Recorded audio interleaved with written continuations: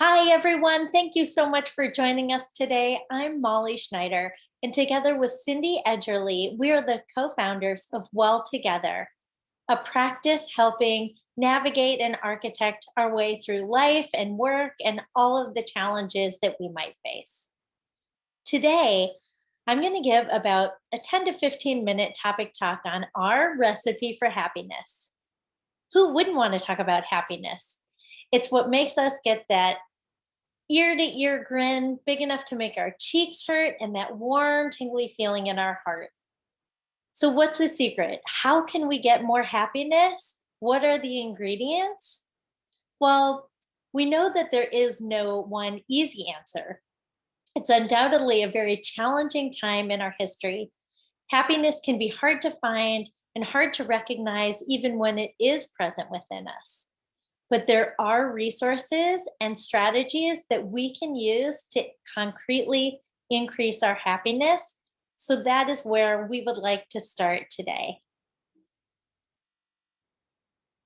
So first, and this is foundational to the presentation, we feel that there's the science of happiness and the practice of happiness. Both are extremely important. So let's first start with the science of happiness. So happiness is more than just a feeling of joy or contentment.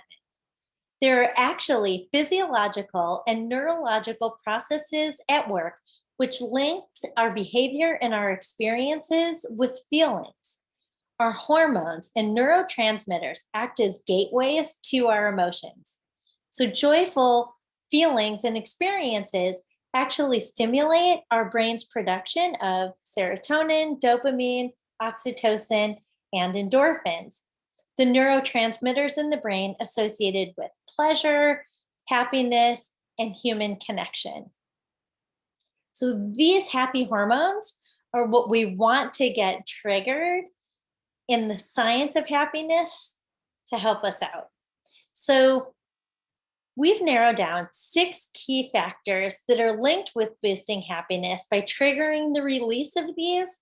And this is where we'll start. The first of the 6 is strengths. So, under strengths, we all have strengths big and small. When we recognize, use, or tap into these strengths, we feel empowered and we get that inner yes messaging of confidence and accomplishment that then will signal to the brain to release endorphins. So what we want to do here is play to our strengths, big and small. It could be something big like using your professional knowledge to really help someone, but it could also be something small like being a good friend, cooking a great recipe for others, beating your family in cards. It doesn't really matter how big or small the strength you're playing to is. What's important is that you recognize, use, and share those strengths and get that inner yes messaging to get that endorphin release. Next is savoring. So another powerful path to that joyful feeling is savoring. So savoring happens when we're in the moment, we're present, we pay attention, we take the opportunity to look around, take a mental snapshot, and put it in the bank as a resource that we can then draw on. Worth noting is that savoring tends to be linked to experiences. So research shows that it's the places we've been and the people that we've been with that most significantly contribute to our happiness.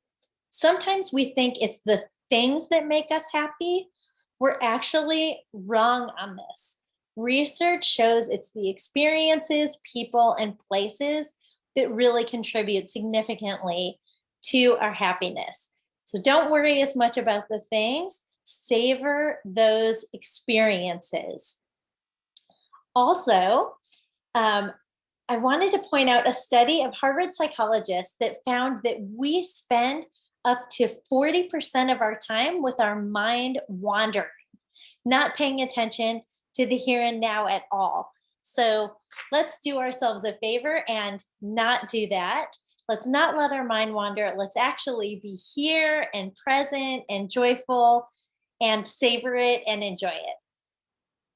Next is connection. So we are all at base level social animals. No matter where we are on the scale from introvert to extrovert, we need social interaction.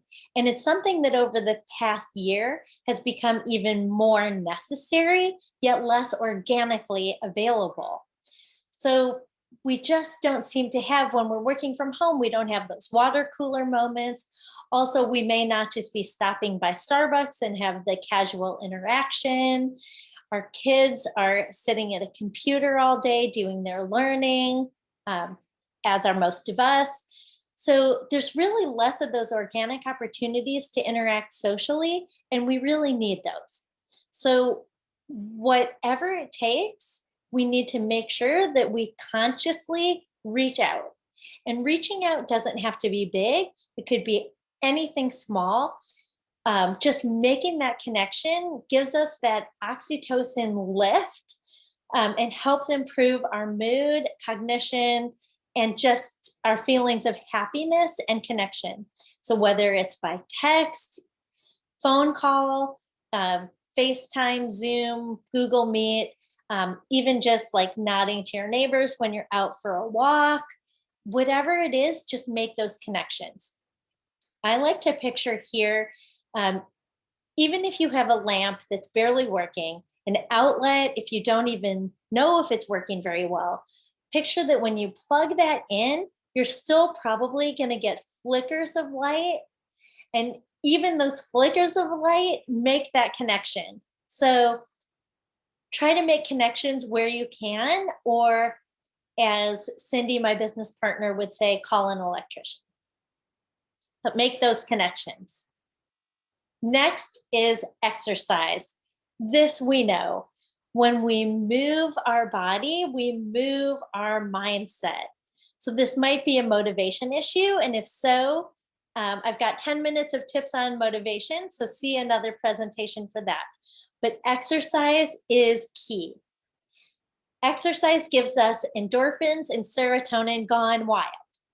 Even 10 to 15 minutes a day increases our sleep and our cardiac and mental health. So why would we not do that? Also, 15 minutes of outdoor activity helps synthesize the vitamin D, which also increases our happiness hormone. So if you can do it outside, even better. And I'm also including under exercise, exercising your mind. So while our brain is not a muscle, its vitality is obviously critical to us. So make sure that you exercise your brain with mindfulness, meditation, and clearing the clutter. So just as you exercise your body, make sure that you also exercise your mind. Sleep. Here's another one we know, but it is critical in every single way. Sleep affects our mood, our energy, our appetite, our metabolism, and even our cognition. So, how can we not pay attention to our sleep? There's some phrases that we've heard our whole lives, like get some rest, get some sleep. And we kind of hear these now as maybe old adages or things that we don't take seriously, but it is actually a very serious prescription. We need to follow the science and get our sleep, prioritize our sleep, whatever we need to do. We could talk about this for just a whole nother presentation, but let's just agree now that it's scientifically necessary that for us to be happy, we have to pay attention to our sleep. So last but not least is kindness, the science of kindness. Oh my goodness, what a great aha moment is it to realize that giving to others is also a gift that we give to ourselves. It's amazing. Giving is getting. We know as a community that the needs of our society are vast and deep, and that makes us want to do good, as it should. But we also now really know that while our motives may be to help others, we are truly giving ourselves self help for happiness. In fact, the best way to promote your own self care is to provide other care. It's not always easy and it's not always linear, but trust that this will help build our happiness and build our resiliency. Leaving your footprint for others will also help you. Kindness, gratitude, and giving is also deeply scientifically impacting on our mental and physical health. Giving and practicing kindness regularly actually changes the molecular structure of your brain, and it makes it increasingly easier and more automatic in terms of re engaging in those behaviors. So, what starts as just a kindness can really transition you into a good pattern with your molecular brain structure of increasing your happiness by doing this and being triggered to want to repeat this. So, Winston Churchill said something great that hopefully will resonate with you too. We make a living by what we get, we make a life by what we give. So, I think we can't underestimate happiness through kindness. Grateful people tend to be happier. We tend to show lower levels of cortisol, which is our stress hormone. So let's just continue to be kind. So these are the 6 key scientific things that we can do to help ourselves. But this is the science of happiness and things that we can do. But now we need to get to the practice of happiness. So we may know what it takes for ourselves to be happy. But like with so many things in life, we have to put in the work. So rather than waiting or hoping for happiness to come into our lives, we need to take charge and cultivate our own happiness. So we need to put in the work, take charge and cultivate it. Consider happiness a habit. Build it into your routine, codify it in the things that you do every day. Use the 6 things we talked about and build them in.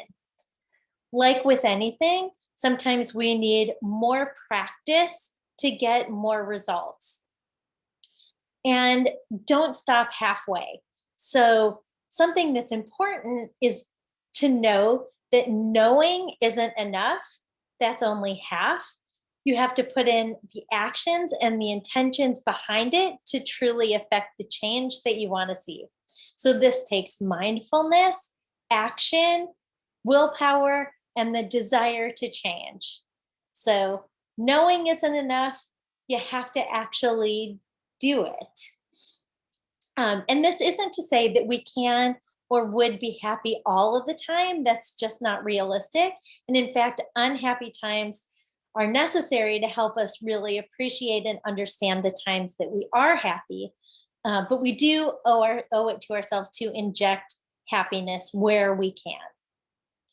So, what can we do today to write our recipe? Let's use the science as ingredients, measure some steps, build some recipes, and cook some happiness. So here I've got our recipe starters, a little bit of the secret sauce, so to speak. But to temper ourselves, we know we can't do all of this all the time because too much sugar, for example, is just that, too much sugar. So let's try to just start with a realistic one thing that we can put into practice each day and start from there. So let's recap these strategies quickly. I can offer a prompt and then pick something where you would like to start. And remember, we don't have to do all of this. Just pick one thing that resonates with you today and try to incorporate all these in along the way. So, strengths. Using a strength that you already have, what can you do to increase your happiness? Notice it and put it in your recipe. Savoring. What moment can you truly be present for, not let your mind wander, and enjoy? Notice those things, put it in your recipe. Connection. To who and how can you reach out today? Think about it, notice it, put it into practice, and put it into recipes. Exercise. A big company has been telling us this for years. Just do it. Notice what works for you, put it in your recipe. Sleep. Please prioritize sleep. What can you do to increase your sleep habits? Notice it and put it in your recipe. Kindness. What's something that you can do, intentional or random, to show kindness to others today? Notice and put it in your recipe. So, through these 6 channels, a combination of them and more, we can find meaning, build relationships, savor experiences, trigger our happiness hormones, and create moments and feelings that will contribute to our happiness no matter what is going on in the outside world.